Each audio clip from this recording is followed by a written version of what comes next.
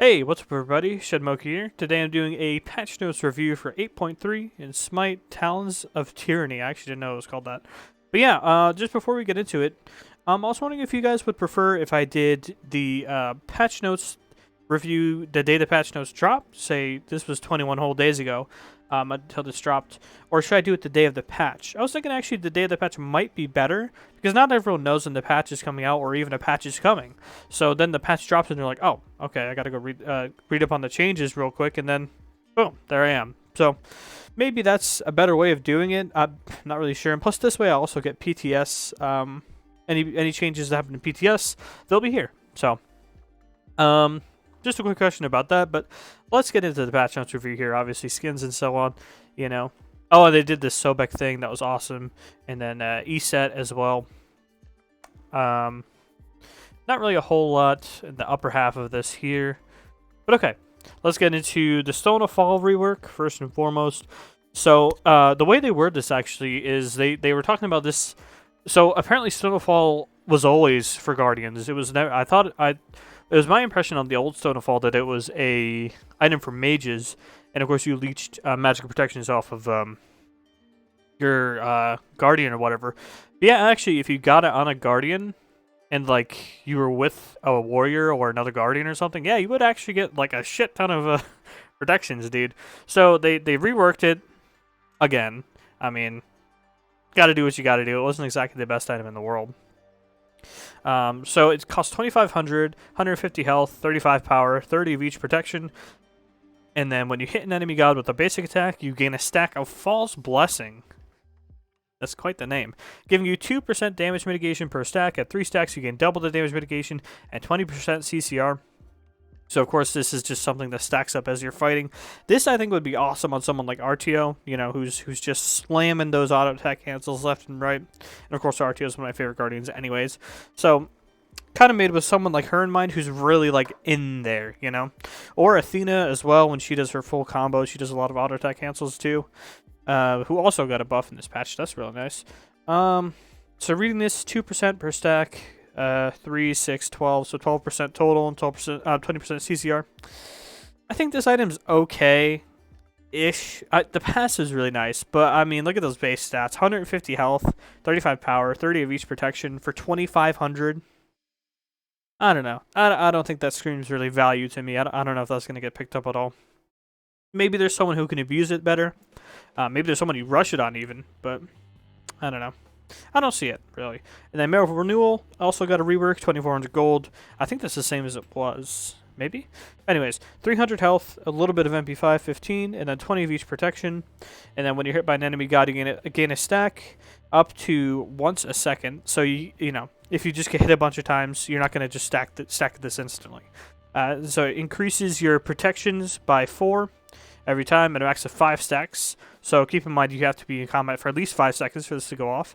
At max stacks, upon being hit, you are immediately healed for 15% of your maximum health. And then allies within 35 units heal for 15% of their maximum health over 20 seconds. So, I mean, the heal on allies is kind of doo-doo. Like, that's pretty rarely going to come up. Well, or actually, like, be relevant. Because if you're in a fight and they have anti-heal on you, I mean, that heal's not going to feel effective whatsoever. Because it's over 20 seconds. 20 seconds. That's pretty rough. But the instant heal on yourself, yeah, that's pretty nice. So, we might see this on characters who have trouble living in fights. Like, say, Ymir or something. Oh my god, sorry, I was in Discord. Yeah, say it's a Ymir or a Capri. Maybe they like this. Maybe they like this. But again, we're still having that issue where anti-heal is absolutely everywhere. So, I can't say with certainty that this is actually, like, gonna work in the current meta, but it has potential. Maybe once anti-heal starts to drop off a little bit, this item will come into its own. And then they're sort of giving an overarching idea here. So with the attack speed item changes, so players may only have 1 attack speed slow from items applied to them at a time. I think that's fair, and it specifies from items. So I think the Chalk 3 with Frostbound still works, so that's rough. And then the debuff icons can stack on a player for tracking purposes, but only the current strongest debuff will be active. So, makes sense. I feel like they should just give a list of all the items there, though. But whatever, that's fine. Then they buff Benevolence, increase health a little bit, increase gold per 5 seconds. This item now has a minimum gold bonus and minimum bonus XP value of 1. Meh. I don't think so at all. I don't think this is it, Chief. Like, even War Flag, with it being just okay, I think it's still a better option than this item. I think this is still just going to be your Animosity item. Like, this is just a bridge to Animosity is all. And you're never really going to see a support buy it. I don't think it's worth it whatsoever. So Mannequin's seeing some changes once again. It doesn't give 3 flat damage reduction anymore, but now it gives you some of that sustain, that juicy sustain that we've been missing from Mannequin Scepter. Basically, when Mannequin Scepter got nerfed, it was just immediately out of the meta, because just if you don't have sustain in the jungle, then just what are you doing? You can farm up pretty hard with Mannequin, but if you don't have the sustain to really deal with that, unless you're a character who's pretty self-sufficient already, then yeah, you're kind of screwed if you try and go Mannequin. And then, like, Eye of the Jungle was really good too, so, like, why would you ever buy Mannequin? But now they're trying to bring it back a little bit with this little bit of sustain. It's, of course, as base for any jungle monster who you've burned with Mannequin Scepter, so cool. I guess I'll try it on Susano, actually. I think it'll still be pretty good on him, so. Then Eye of the Jungle got a bit of a burf. It's a buff nerf.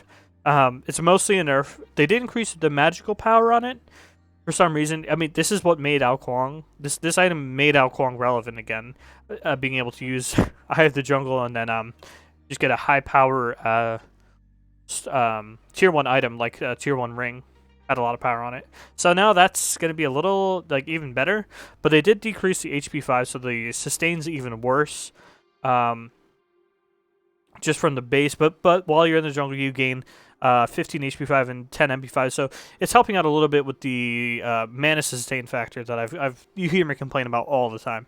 So that's cool. But they decreased the attack speed from 15 to 10.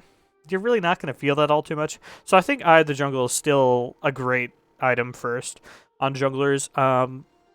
Is it going to be there every time? Probably, honestly. Like Boomba's, you guys know I like Boomba's Dagger, right? But you just, if someone goes Eye of the Jungle and you have Boomba's Daggers, you lose. It's that simple. They have attack speed and power over you.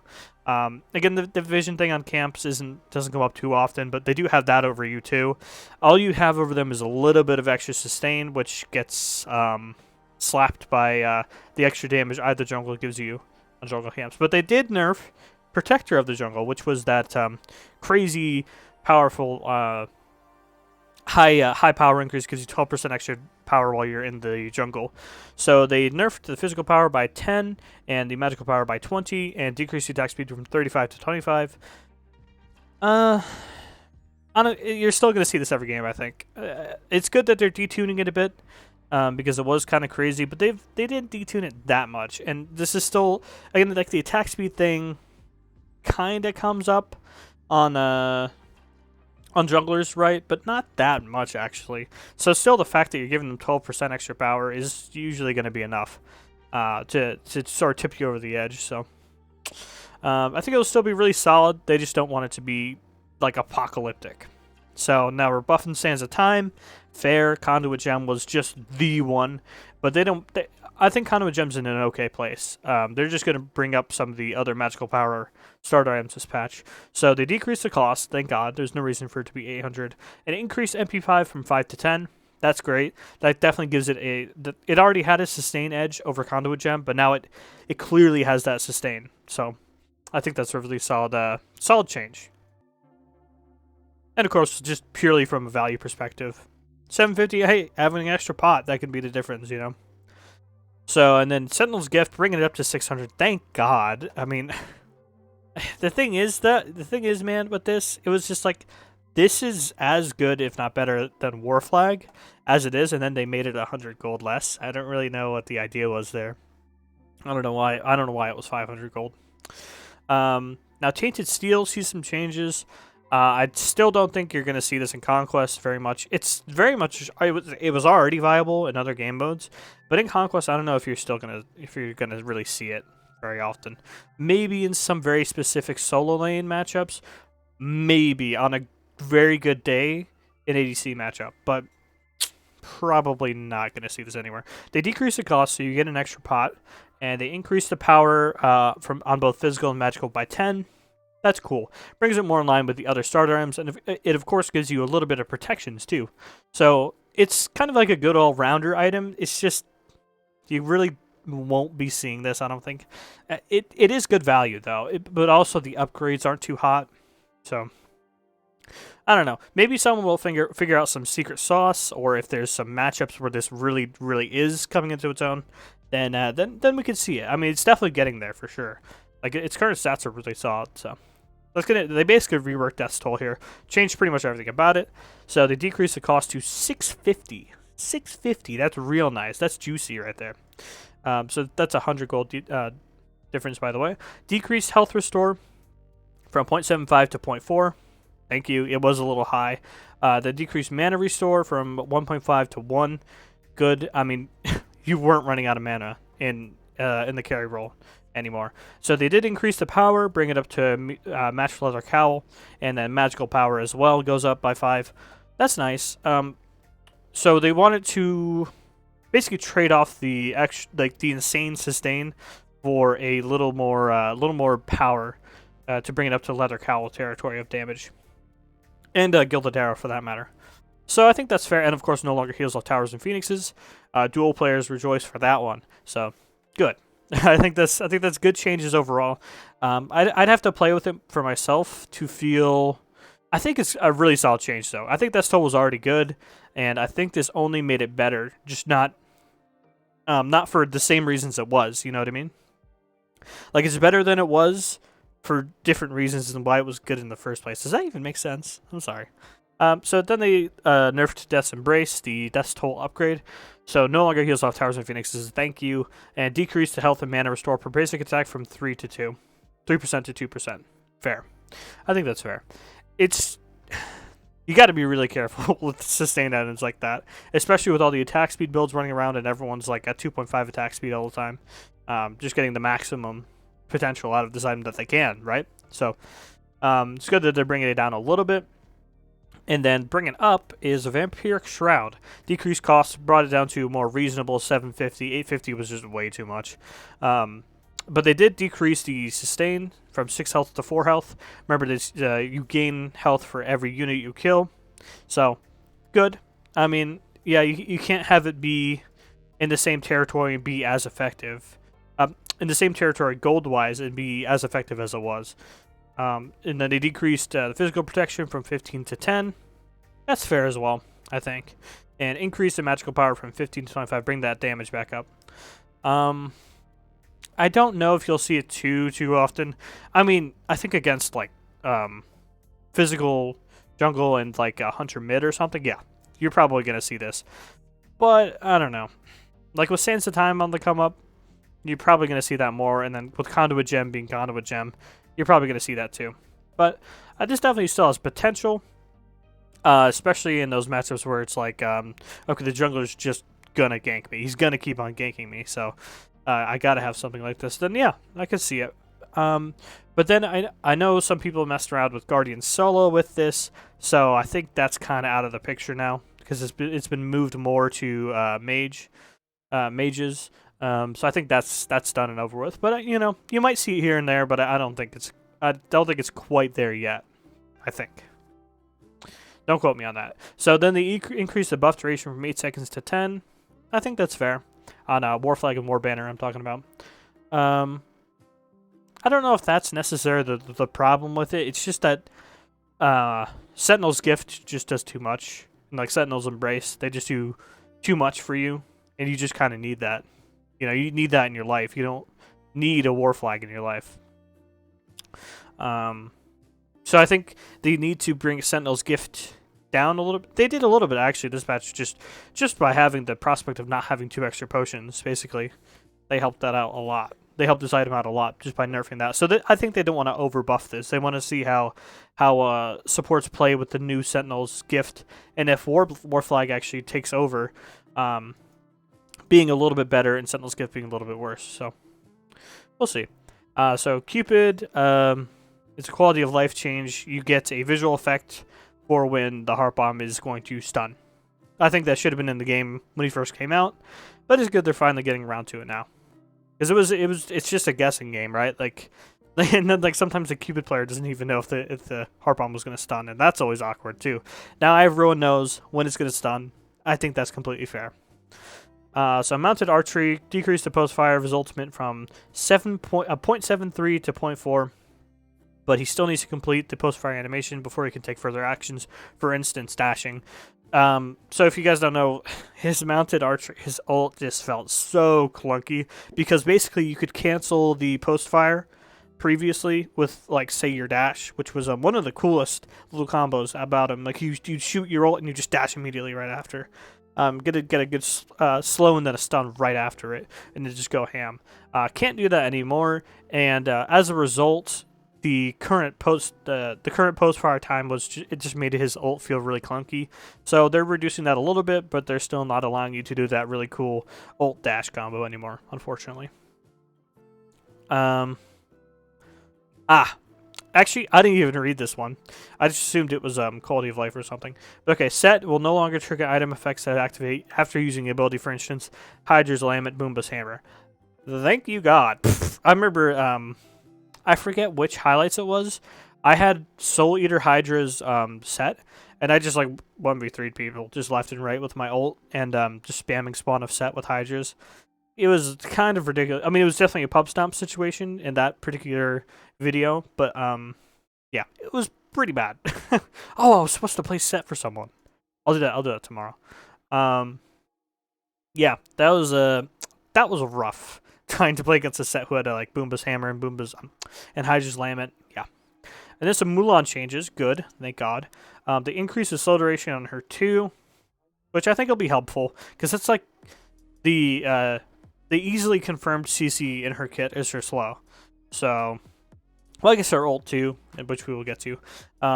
So this is a nice little change for dueling. Like, dueling is a little bit better now for her because she can run you down with auto attacks after hitting you with the slow. She doesn't have to go into her 1 pretty much immediately. So that's nice. And then her grapple, which is the rope dart, gets a cooldown reduction as you level it, which is fair because like you need your passive levels into the grapple for it to really be an ability. So I think this is fair. Like as the game goes later and later, you get this on a lower and lower cooldown as you get the passive level into your 3. So that makes sense. I think that's a fair trade-off to make it better for her. And then she can cancel her ult early, thank God, because as you guys know, she dashes and then stands in place. So now you can cancel it and get out of standing in place. So even Anubis could do that. So I think they probably should have shifted her with that to begin with. But good. I mean, that helps her a lot. This is going to help her bullying, but also her late game is going to be boosted, I think, immensely by this. More than people think, I think. Her late game is going to be a lot better with that. Because if she gets a battle right now, dead. But if she gets a battle with this, oh, it's fine. Just walk away. All good. Then Athena, they're buffing Athena. They're making the taunt duration a little bit longer in base. So she just has a longer taunt time. Like, of course, it still caps at 2 seconds. Thank God it's not longer there. But she does get a longer taunt as you level it. So it starts as a longer taunt, but it ends at the same amount that she has now, which I think is fair, and also deals a bit of damage. So, I don't know how I feel about adding damage to it. She already does 1 trillion damage.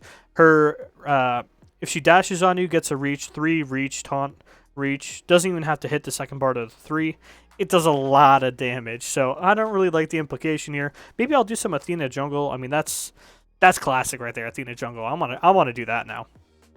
So I don't know how I feel about putting damage on it, but having it have a longer duration earlier into the match, particularly in the jungle when you'd want to not want to level the taunt, basically. That's really nice. But I mean, they were really conservative with the damage number, 30% scaling, 170 base.